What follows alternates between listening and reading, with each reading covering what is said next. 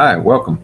This is a broadcast over Chapter 11, which is going to focus on the content relating to hurricanes. And what we get into with this presentation is going to be the overall characteristics of hurricanes, the content related to the formation of hurricanes.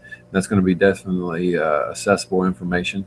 And we need to talk about the damage related to hurricanes and the overall sequencing that takes place, which is a little bit different than our previous lectures about storms and tropical storms. Definitely tropical, but a little bit different. So let's dive right in. We have these hurricanes and the profiles. Hurricanes are intense centers of low pressure. So we have a counterclockwise spin in the North American continent, North American hemisphere, and they form over tropical oceans. So one of the major driving factor is warm water. So do make sure you can understand how the warm water is what's at play there. That's the main culprit. And that's a big reason why hurricane season, which we'll reinforce later in the presentation, is later in the year. We don't see hurricanes typically in the summer season or in the spring season, which is often the case with tornadoes, but often these entities have to have such warm water that they have to be later in the season. So think early fall or late summer.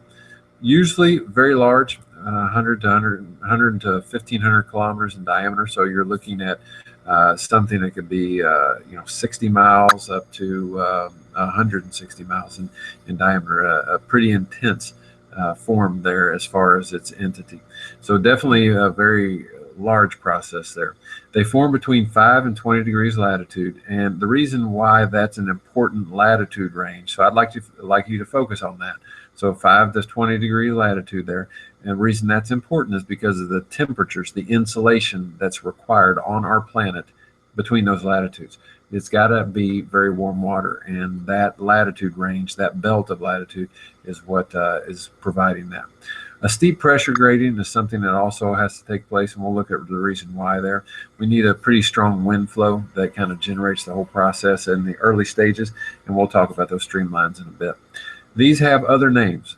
Hurricanes have other names. Sometimes they're called typhoons, and where they're called typhoons is in the Northwest Pacific. Sometimes they're called cyclones.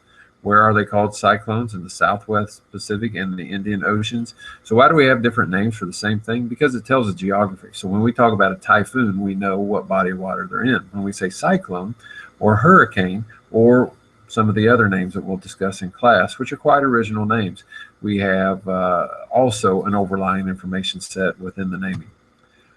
Major profiles of a hurricane image like this one are indicated by certain features that we need to understand.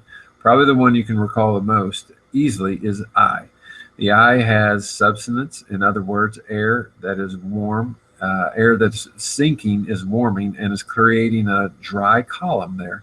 And many of you understand that in that area, you don't have very many clouds, not a significant weather phenomenon there. What's odd about that is the eye wall, which is the areas that are the columns of rising air on either side of the eye. Those are very unstable air masses, and those will generate very aggressive. We do have an outflow that is from the center outward, and the reason why is because this is a low pressure center. So hopefully you can recall that from a few chapters in the past. We do have surface convergence, like we've talked about in earlier chapters. And these help promote these bands, which are called spiral rain bands. Now, within these bands, it's not just rain. We can also have entities that are very aggressive, like tornadoes as well. They can be multiple tornadoes. In our region, in the Ohio Valley and in Mississippi Valley, we have had areas that are remnants of hurricanes, and they have produced outbreaks that are quite impressive of tornadoes. Usually not that strong, but they can certainly be impressive. One of the things we can see here is within this bottom chart is you can see how when pressure drops, notice this trend as pressure drops. So when we get down here to an amazing low pressure, very, very low pressure, notice what happens to wind speed. Mean wind speed, the average wind speed goes up. So when we have kind of our drop in pressure, all of a sudden, a very steep pressure gradient, notice where that is, then we have very high winds. So that's a strong correlation to notice there. And that's what we talked about in our first slide. This is a steep pressure gradient, and that's what must be present within that. What that does is produce this amazing organization that you see in this chart. Hurricanes are fueled by latent heat and condensed water vapor. So that heat feedback, where's the heat from? The ocean water. Where and why does that water get so warm? Because it's later in the season. And why is it so warm? Because it's between 5 and 20 degrees latitude, and that allows a great deal of insulation. Most are formed late summer or early fall. We discussed that earlier. And the mean surface is 27 degrees or higher, an impressive temperature there, provide the necessary heat and moisture.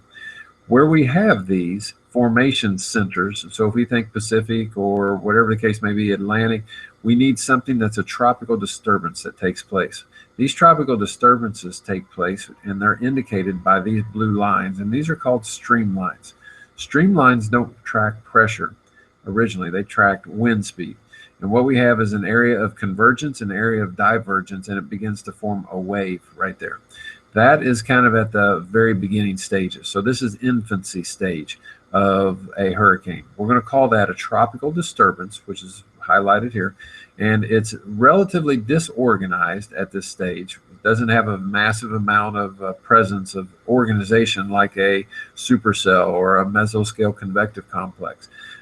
It's going to be thunderstorms. They're going to be growing larger in the afternoon, and it's going to begin to develop cyclonic rotation. So this is, again, an infancy stage. This easterly wave, and that's what this is called an easterly wave. That little bend in the streamlines, that easterly wave is going to gradually move from east to west. And that's where we see things becoming a little more interesting. Areas within tropical disturbance will get warmer during that time of season. That's going to cause the surface pressure to drop. And then we're going to have a more well-defined cyclonic circulation. Those are things where we start to get into a more similar environment that overlaps with a tropical storm. Higher pressure will develop at the top of the storm. And if wind speeds do not reach 63 kilometers per hour, 63 kilometers per hour, it's going to be a tropical depression. So it's not formally a tropical storm. It's going to be based on wind speeds. When the winds exceed 61 kilometers per hour, it becomes a tropical storm and it's given a name. So when do we start naming these? Right here, these two thresholds. When it is more than 61 kilometers per hour, then we name it, and it becomes Tropical Storm Danielle, Tropical Storm Katrina, whatever the case may be. If the winds do not reach 63 kilometers per hour, it is called a tropical depression, and that's where it stays. Tropical depressions do not get names. They just get tracked, just like a thunderstorm would be tracked there. So remember your conversion ratio. We've got 0.6 miles per hour for each kilometer per hour there. So that would give you a point of reference there for those winds. So not overly aggressive. What causes these hurricanes to become decayed? When latent heat is cut off. So what cuts off the latent heat? Land. Land heats up and cools down so quickly it doesn't feed that off into the atmosphere. So land typically destroys hurricanes. More than likely you've seen that before. Sometimes whenever it moves over cooler water, which is typically unlikely in the summer season in the northern hemisphere when this is happening during the prime hurricane season. So what destroys them the most is land. Unfortunately, some of these hurricanes can track the coastline before, and we've seen casebook studies done with New York recently. We've certainly seen Louisiana, and we've seen areas of Florida. When large-scale flow aloft is unfavorable, they diminish. And by that means when we have strong wind shear aloft. And here's what I mean by that comment. If you take a column and you stack it, and you put a bunch of material here, say blocks, stacked up, we have to have the same force on the bottom as we do the top. Otherwise, this stack of blocks will fall. So what happens if we have a really strong wind at the top, but we have a moderate wind at the bottom? Well, this top is going to fall, and that disorganizes a hurricane. So when large-scale flow aloft is unfavorable, in other words, when we have a stronger upper wind compared to a less aggressive lower wind, they're going to diminish intensity. The hurricanes will not grow or sustain. They'll drop in category. Some of the 10 deadliest that we see here, And this takes us through some time that needs to be updated, and we'll do that in class. But you do see some of these. Galveston is pretty impressive. That's got still got the top spot there, but we do see some of these that are quite impressive. Saffir-Simpson scale is what we use. So with tornadoes, we used an enhanced Fujita scale. With hurricanes, we use Saffir-Simpson scale. They both deal with similar characteristics, winds in kilometers per hour, and we see that, and that's ultimately what puts them in a certain category. So when we have a wind that is between 119 to 153 kilometers per hour, and the central pressure is less than or equal to 980 millibars, which is impressive, then we're going to introduce a category 1. But then when you look down here, we have greater winds, 250 miles an hour, similar to that of a tornado. The difference is these hurricanes last a lot longer. Storm surge is a common phenomenon that you hear a lot. National news does a good job talking about this, and particularly when we have areas below sea level, like in Louisiana. It's a dome of water that's 65 to 80 kilometers across, and it's going to be where an eye makes landfall. And that dome of water is often driven up or piled up from surface winds.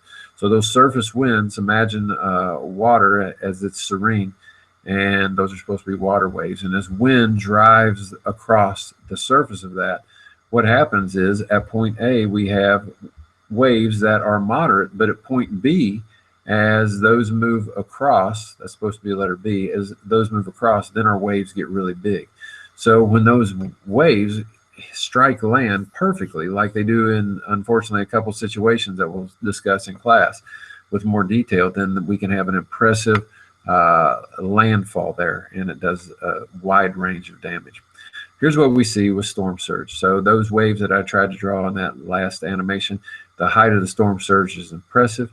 Normally, the normal tide range of high tide is right there, so it's usually nothing to worry about until we have that Category 5 hurricane or that Category 4 hurricane. So why do people build houses there? Why does the government, why does the state allow people to build in areas like that when this could happen in the lower slide? The main reason is because of the lack of frequency. So typically people understand that they live in an area that they like because of the weather, but that could be because it's coastal, hindered by a hurricane. That hurricane may not happen every so often. It may happen every 100 years. It may never happen. The Corps of Engineers may say a Category 5 hurricane could wipe out this structure right here. However, what's the likelihood of that happening? In some cases, we don't see that being very likely. In other cases, especially in recent history, it seems to be a bit more likely. Wind damage is also a major factor too. We have high winds that turn objects into missiles. Think of the same phenomena that went on with tornadoes. High winds can also spawn tornadoes, as we discussed earlier. Flash flooding is a big problem, and mud flow as well. So we don't typically experience too much of that. We've only had a handful of storms here in the Ohio Valley where it's really caused a lot of mud flow, and it's not been a lot. We just don't have that type of a factor that's a problem. The accurate observations needed are sometimes difficult when we get into a hurricane. How do we get that information? A lot of times evacuations are at play. And so what happened in 1997, the GPS system, check this out, here's a good word, drop wind sonde was developed. That is something that's deployed by an aircraft, and there is a modified C-130, which is a multiple prop aircraft that's been modified to put into hurricanes, so they can actually fly aircraft, modified aircraft, into these storms, and they drop this device that measures humidity, pressure, wind speed, so on and so forth. This is what it looks like. So it has a little parachute, not so much a parachute, more like a streamer. And that's how we get information about the inside of the hurricane. Why do we want to know that information? Because it's very critical that the forecasters at the Hurricane Prediction Center, the HPC, they know what they're doing, because whenever they tell people to leave and evacuate an area, they will only do so if the HPC, the Hurricane Prediction Center, is correct. If they're incorrect, we have a dangerous slope in that people will not heed that warning. So if a forecaster says people here need to evacuate because of a hurricane that's coming in, like Hurricane Katrina, and they do not evacuate because the information is incorrect, then we're going to have a much wider range of damage to humans as far as personal damage and loss of life. So we need to be correct with that. And to get that correct data, we need to be in that storm. Notice how the storm paths have an obvious tendency to travel from the southeast to the northwest. Now that's a little bit different, but they originally travel from the southeast to the northwest. Then they get into the prevailing westerlies and they're carried back out to the northwest. So two major flows there. Once they hit land, they reduce intensity. So remember, this latent heat stops right here as soon as the latent heat is significantly reduced as it gets over land, and the hurricane begins to get chewed up there, and it begins to have redirection.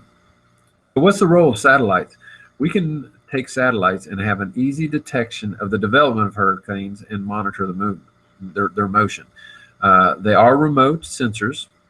Okay, so they cannot measure wind speeds accurately, and they're kind of a post response. So we know it's here, we know it's there. We can't use that very well to see exactly where it's going. So it's just one of the tools. So what do we need the most? Aircraft reconnaissance. Special instrumentation developed on aircraft fly through and around hurricanes.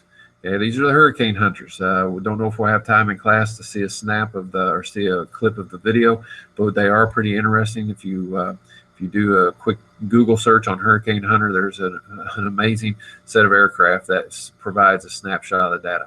Biggest range is a problem. Our biggest problem there is range, because the instruments cannot be taken until the hurricane is close to the shore. So it's got to be close. And so when we try to get information out to people before they evacuate, that becomes a certain challenge. Radar and buoys, when a hurricane is near land, about 320 kilometers from the coast, it's monitored by Doppler. Again, that's close. That's fairly close to the coast there. Those systems are going to measure wind speed and directions. They can measure precipitation. So ideally, we want to know a little bit more about a storm before it gets 320 kilometers. VORTRAC is a new hurricane tracking technique. It's an acronym, Vortex Objective Radar Tracking and Circulation. It's hopefully going to improve short-term warnings. That would be fabulous if we could do that, because it is extremely difficult to get people to evacuate sometimes, and it's very disrupting to people's lives. We bring in looting, we bring in a loss of economy, and so on and so forth. So what this does, what VORTRAC does, constantly monitors all Doppler radars on coastlines. It's an amazing coordination. It combines the data for a better picture of a hurricane, and it's another step in the evolution of understanding these processes and where they're going to go. Attaboys are another method. They are remote floating instrument packages. They are in fixed locations along the Gulf and Atlantic coast of the United States, and they certainly help as well. Those have to be positioned and not nearly as flexible as far as their positioning. It definitely has to have some forethought for those. What is the difference between hurricane watch and warning? Very similar to that of a tornado watch and warning. A hurricane watch is announced whenever a condition that is hurricane-like is possible, and that is issued 48 hours before winds are intended to reach tropical storm force. So that's heads up, we have conditions that are favorable, and that's going to be announced 48 hours before the winds are going to reach tropical storm force. Why 48 hours before? Because people can then prepare their properties for those unusually strong tropical force winds. So sometimes you see people board up windows, or they have in certain locations, they have hurricane shutters or hurricane type of window panes where they actually have metal shutter-like constructions that come down over the windows, and it helps maintain the integrity of the inside of the home. In other words, it doesn't break the glass, so on and so forth. So what's a hurricane warning? Well, 36 hours in advance. 36 hours in advance. Notice it's a little bit tighter gradient. A hurricane warning is typically issued in anticipation of tropical storm force winds, and that is going to be where we have conditions are expected and remain in effect when dangerously high water and waves continue. So this would be something where we have the anticipated onset of tropical winds. They last, and then they bring on flooding, and that's going to be a hurricane warning. So hurricane warnings 36 hours in advance, and then that's when we have the conditions are going to be expected about hurricanes. 36 hours is ideal, and then hopefully people will begin to evacuate there. Tracking forecasts, this is tough. Ideally, they follow this forecast cone, and by this forecast cone is it kind of fans out like a crude ice cream cone there. So we do have a cone of forecasting, or a path that's cone-like, and that is because that hurricanes often do not follow that path perfectly. They have been and continue to be somewhat erratic. In other words, they may flow over Florida, come over to the Gulf, and come back, and then go out this way. And we don't have good tools yet that allow us to understand that level of detail about that.